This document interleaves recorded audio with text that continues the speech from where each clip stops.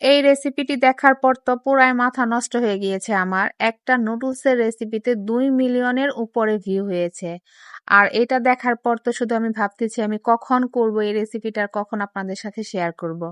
আসসালামু আলাইকুম, কেমন আছেন সবাই? আজকে আমি আপনাদের সাথে একটি মজাদার বিকেলের নাস্তা নিয়ে এসেছি। একদম সহজ উপায়ে ১০ মিনিটে ঝটপট তৈরি করে নিতে পারবেন এই নুডলসের রেসিপিটি। তো চলুন তাহলে দেখে নেওয়া যাক আমি কিভাবে এই নাস্তাটা তৈরি করেছি। আর এই নাস্তাটা তৈরি করার জন্য আমার লাগবে ২ প্যাকেট নুডলস। আমি ২ প্যাকেট নুডলস নিয়ে নিয়েছি। এখন এটাকে আমি মসলা থেকে নুডলসটা আলাদা করে নেব। আর এখন আমি একটি পাত্রের মধ্যে পরিমাণ মতো পানি দিয়ে দিব নুডলস ২টা সেদ্ধ করার জন্য। পানির মধ্যে নুডলস ২টা দিয়ে দিব আর ভালোভাবে উল্টে পাল্টে নেড়ে চেড়ে ভালোভাবে সেদ্ধ করে নেব। সেদ্ধ করা হয়ে গেলে এটাকে আমি পানিটা ঝরিয়ে ঠান্ডা পানি দিয়ে একটু ভালোভাবে ধুয়ে নিব।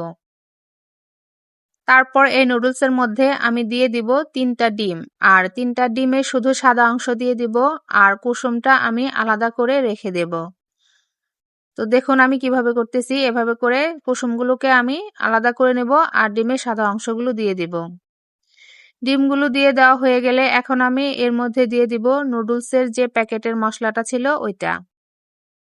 ৩টা মশলার প্যাকেটই দিয়ে দিব। তারপরে দিয়ে দিব সামান্য পরিমাণ মরিচের গুঁড়া, ধনিয়ার গুঁড়া আর স্বাদমতো লবণ।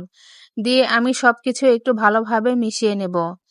আমি চামচের সাহায্যে মেশাচ্ছি, আপনারা চামচের সাহায্যে না পারলে হাতের সাহায্যেও মিশিয়ে নিতে পারেন। যার যেভাবে সুবিধা হয় এভাবে মিশিয়ে নেবেন। মিশিয়ে নেওয়া হয়ে গেলে এখন আমি কড়াইয়ের মধ্যে সামান্য পরিমাণ তেল দিয়ে নেব। আর এই রেসিপি করতে কিন্তু একদমই বেশি তেল লাগে না, সামান্য অল্প একটু তেল দিয়ে তৈরি করা যায়। এই জন্য এই রেসিপিটা আমার কাছে আরো বেশি ভালো লেগেছে। সামান্য পরিমাণ তেল দেওয়ার পরে এখন আমি এখানে নুডলসগুলো দিয়ে দিব। আর নুডলস দেওয়ার পরে মাঝখানে একটু পাখির বাসার মতো করে নেব, মানে মাঝখানটা একটু জায়গা করে রাখবো। আর এখানে আমি যে ডিমের কুসুমটা রেখেছি সেই ডিমের কুসুম দিয়ে দিব। আর এই ২টা নুডলস দিয়ে কিন্তু আমি ৩টা নাস্তা তৈরি করে নিয়েছি, কারণ নুডলসের প্যাকেটগুলো বড় বড় ছিল, এজন্য ৩টা রাস্তায় আমার সুন্দর মতো হয়ে গিয়েছে। তো এই নুডলসগুলো আমি উল্টে পাল্টে একটু লাল লাল করে ভেজে নেব। আর এগুলা ভাজতে কিন্তু একদমই সময় লাগে না, কম সময়ের মধ্যেই কিন্তু ভাজা হয়ে যায়। শুধু ডিমটা সেদ্ধ হতে যতটুকু সময় লাগে। তো আমি ৩টা নাস্তায় কিন্তু উল্টে পাল্টে ভেজে নিয়েছি। আর এখন আমি এটাকে মাঝখান থেকে সুন্দর করে কেটে ডেকোরেশন করে নেব। আপনারা আপনাদের পছন্দ মতো কেটে সুন্দর করে ডেকোরেশন করে নিতে পারেন।